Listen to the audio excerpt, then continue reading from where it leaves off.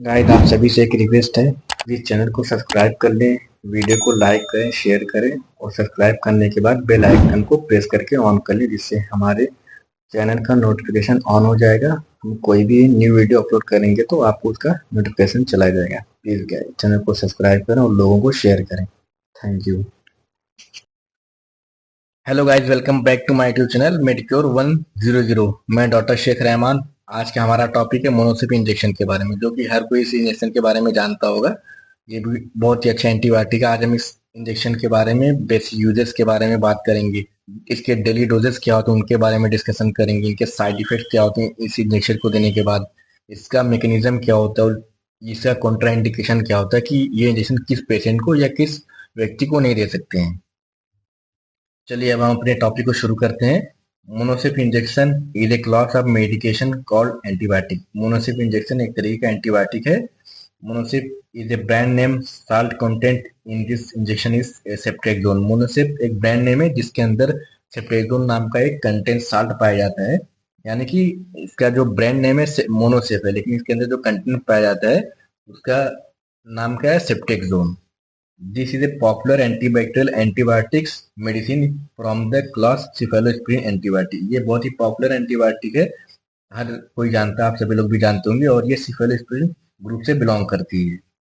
मोनोसिप injection is an antibiotic drug from medicine called cephalosporin।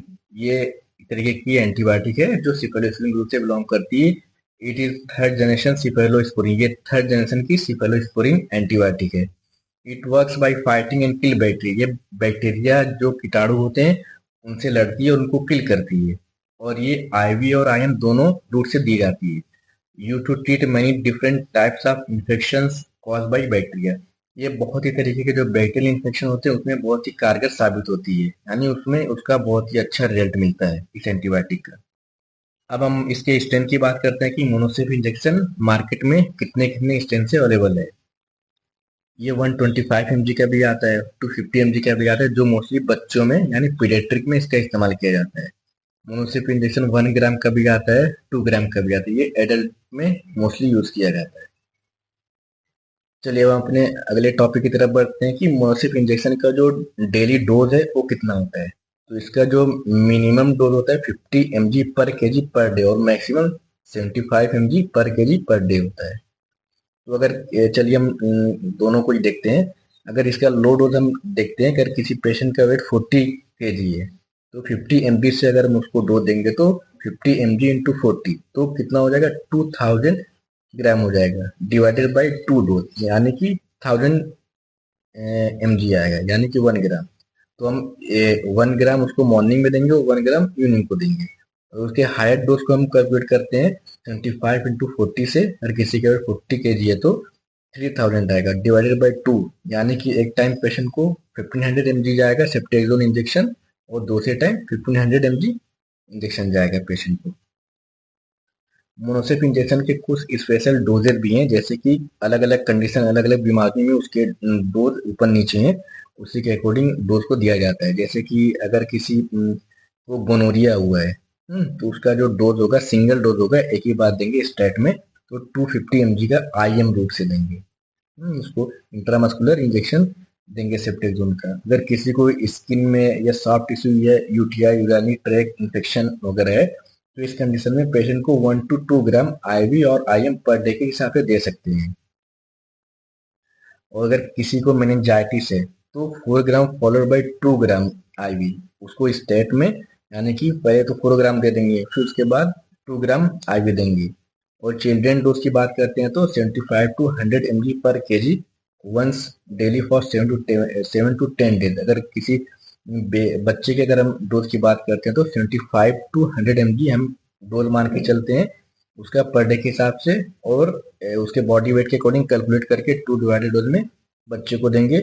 और 7 to 10 days के लिए, उससे ज़्यादा नहीं दे सकते वरना उनके साइड इफेक्ट देखने को मिल सकते हैं। अगर किसी को टाइफाइड है तो उसको 4 ग्राम आईवी डेली 2 डेज, यानी कि उसको 2 डेज के लिए 4 ग्राम देंगे, यानी 2 ग्राम मॉर्निंग में देंगे, मतलब कि हाँ 4 ग्राम दे सकते हैं और follow by 2 gram per day. पहला जो उसका डोज रहेगा 2 डेज के लिए 4 ग्राम, यानी 2 ग्राम मॉर्निंग में, 2 ग्राम इवनिंग को देंगे 2 दिन के लिए। फिर उसके तीसरे दिन से लेकर चौथे दिन तक देंगे 2 ग्राम पर डे, यानी कि 1 ग्राम मॉर्निंग में और 1 ग्राम इवनिंग में। और चाइल्ड डोज की जो हम बात करते हैं तो 25 mg पर केजी टिल 2 डेज। अगर किसी बेबी को या बच्चे को टाइफाइड हो तो उसका ये डोज होगा। To overcome resistance it has been combined with sulbactam और टेजोबेक्टम। अगर कोई पेशेंट है, कोई भी अगर उसको सेफ्ट्रेक्सोन से वो रेजिस्ट है, तो उसको अगर ये इंजेक्शन से कुछ आराम या फायदा नहीं मिला तो हम इस इंजेक्शन को कॉम्बिनेशन के साथ इस्तेमाल करते हैं। जैसे कि सेफ्ट्रेक्सोन और साल्बेक्टम का कॉम्बिनेशन आता है, जैसे कि मोनोसेफ भी एक फेमस ब्रांड नेम है। और एक आता है सेफ्ट्रेक्सोन प्लस टेजोबेक्टम, मुमताज, आप सभी लोग जानते हो उसके अंदर सेफ्ट्रेक्सोन और टेजोबेक्टम पाया जाता है। तो इन इंजेक्शन का जो कॉम्बिनेशन में आते हैं तो इसका इस्तेमाल करेंगे अगर किसी को सेफ्ट्रेक्सोन से आराम नहीं होता है सिंगल। चलिए अब हम अच्छे से डिटेल से समझते हैं कि अगर किसी को टाइफाइड फीवर है, एडल्ट की पहले बात करते हैं, तो उसको फर्स्ट डे उसको क्या देंगे, उसका जो डोज होगा इस एंटीबायोटिक का सेफ्ट्रेक्सोन का, मोनोसिप इंजेक्शन का, तो 2 ग्राम इन मॉर्निंग में देंगे, यानी उसको मॉर्निंग में 2 ग्राम देंगे और 2 ग्राम इवनिंग में देंगे। और सेकेंड डे से जो रहेगा 1 gram in morning and 1 gram in evening देंगे। और जो थर्ड डे देंगे उसको तो 1 gram in morning and 1 gram in evening, यानी ओवर एंड ऑल उसका जो फर्स्ट डे में 4 ग्राम जाएगा, 2 ग्राम मॉर्निंग में, 2 ग्राम इवनिंग में, और सेकेंड और थर्ड डे में 1 1 ग्राम, यानी 1 ग्राम मॉर्निंग, 1 ग्राम इवनिंग को, फिर थर्ड डे भी ऐसे ही जाएगा। Use this dose 3 days and check the infection if needed, then increase 2 more days। अगर फिर हम देखते हैं अगर अगर इन्फेक्शन के अकॉर्डिंग देंगे, अगर वो इंक्रीज होता है तो डोज को ऐसे ही रखेंगे 1 ग्राम मॉर्निंग, 1 ग्राम इवनिंग में, वरना ओरल मेडिकेशन पे पेशेंट को ले सकते हो। अगर इन्फेक्शन कम नहीं होता है तो हम 2 दिन के लिए और इस इंजेक्शन को दे सकते हैं, डोज को बढ़ाकर दे सकते हैं। टाइफाइड फीवर इन चिल्ड्रन, अगर बच्चे में टाइफाइड है तो उसके डोज के बारे में हम देखते हैं कैसे देंगे।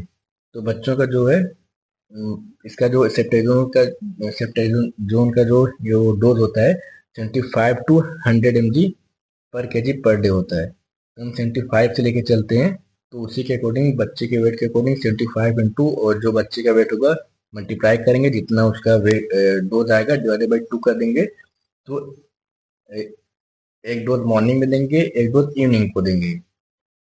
Use this dose 2 day if infection not recover, then increase 1 more day। 2 दिन के लिए देकर देखेंगे, अगर इन्फेक्शन कम नहीं होता तो एक दिन और बढ़ाकर दे सकते हैं।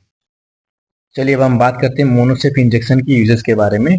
पहला इस्तेमाल देखते हैं गोनोरिया। गोनोरिया क्या है, एक सेक्सुअली ट्रांसमिटेड डिजीज है और पेल्विक इन्फ्लामेटरी डिजीज, जिसको शॉर्ट फॉर्म में पीआईडी बोलते हैं। ये female reproductive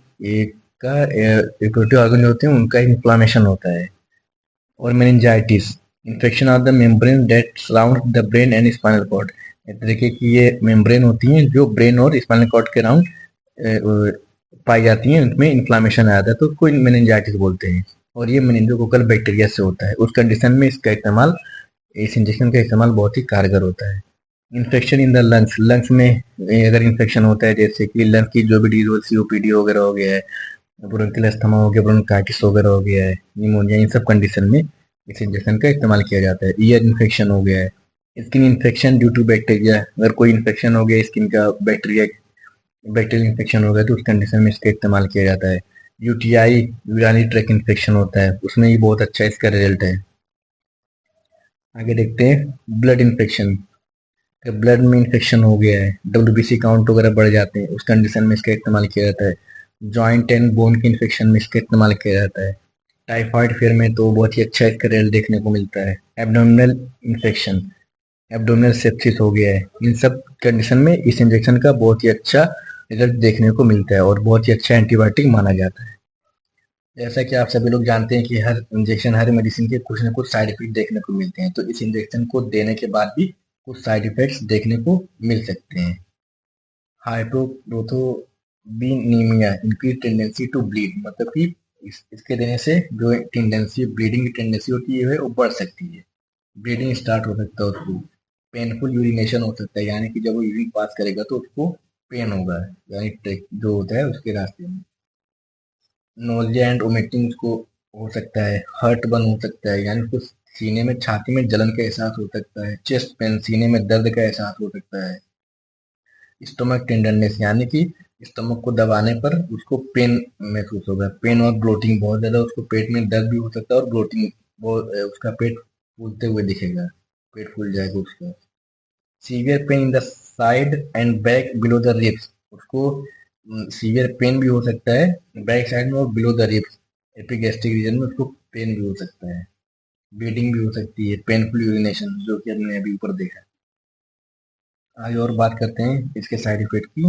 heart burn, nausea, vomiting, abdominal pain, rashes over body. इस इंजेक्शन को देने के बाद बॉडी में रैशेस देखने को मिल सकते हैं, इचिंग हो सकती है बॉडी में, डिजनेस एंड हेडेक, उसको डिजनेस भी हो सकती है, सर दर्द भी हो सकता है, पेन और स्वेलिंग इन टंग यानी कि उसको जुबान में पेन और स्वेलिंग भी हो सकती है। ए लम्प वेयर द मेडिसिन वाले इंजेक्टेड, अगर किसी को आईएम इंजेक्शन ये देते हैं मनुष्य तो वहाँ पे लम्प को वहाँ पे स्वेलिंग हो सकती है उस एरिया में, स्वेटिंग पेशेंट को स्टार्ट हो जाएगी इस इंजेक्शन को देने के बाद कभी कभी।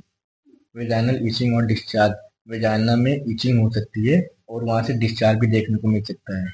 वेजाइनल एसी इन्फेक्शन भी हो सकता है। एनीमिया, लो एचबी, लो आरबीसी, यानी कि इस इंजेक्शन को देने के बाद कभी कभी एनीमिया की भी शिकायत हो सकती है, उसका एचबी डाउन हो सकता है और आरबीसी रेड ब्लड सेल वो भी कम हो सकता है। चेंजेस इन टेस्ट और फ्लशिंग, यानी कि उसके जो कुछ भी खाएगा उसको टेस्ट में चेंजेस थोड़ा देखने को मिल सकते हैं। अब हम मोनोसेप इंजेक्शन के मैकेनिज्म के बारे में बात करते हैं। This antibiotic work as like beta lactam cephalosporin bind with penicillin binding site and inhibit synthesis of bacteria cell wall, यानी कि जो एंटीबायोटिक होता है बेटा लैक्टम और सिफालोस्प्रिन के साथ बाइंड अप करके पेनिसिलिन बाइंडिंग साइट और जो सिंथेसिस होती है बैक्टीरिया की सेल वॉल को इनहिबिट करता है और उनकी ग्रोथ को रोकता है और बैक्टीरिया को किल करता है। Due to this reason bacteria destroy, और इसी कारण जो बैक्टीरिया होता है वो उसको किल करता है और डिस्ट्रॉय हो जाता है। अब हम मोनोसेप इंजेक्शन के कॉन्ट्राइंडिकेशन के बारे में बात करते हैं कि ये इंजेक्शन किस किस पेशेंट को नहीं दे सकते हैं। अगर कोई पेशेंट है कोई डिसऑर्डर है, जैसे कि उसको लीवर प्रॉब्लम है उसको, तो इस कंडीशन में उसको नहीं देंगे। किडनी डिजीज किसी पेशेंट को है उसको भी नहीं देंगे। गॉल ब्लैडर डिजीज अगर उसको, तो इस कंडीशन में भी नहीं देंगे और न्यूबॉर्न में तो देते ही नहीं हाई डोज के एंटीबायोटिक। ठीक है गाइस, अब हमारा टॉपिक यहाँ पे मोनोसेप इंजेक्शन टॉपिक था हमारा यहाँ पे खत्म होता है और हम टॉपिक के साथ मिलेंगे अपनी नेक्स्ट वीडियो में। जो लोग यहाँ पर नए हैं प्लीज चैनल को सब्सक्राइब कर लें, वीडियो को लाइक करें, शेयर करें और सब्सक्राइब करने के बाद बेल आइकन को प्रेस करके नोटिफिकेशन को ऑन कर लें, जिससे हमारा वीडियो का नोटिफिकेशन आपको अपलोड करते ही फौरन मिल जाएगा। Thank you guys.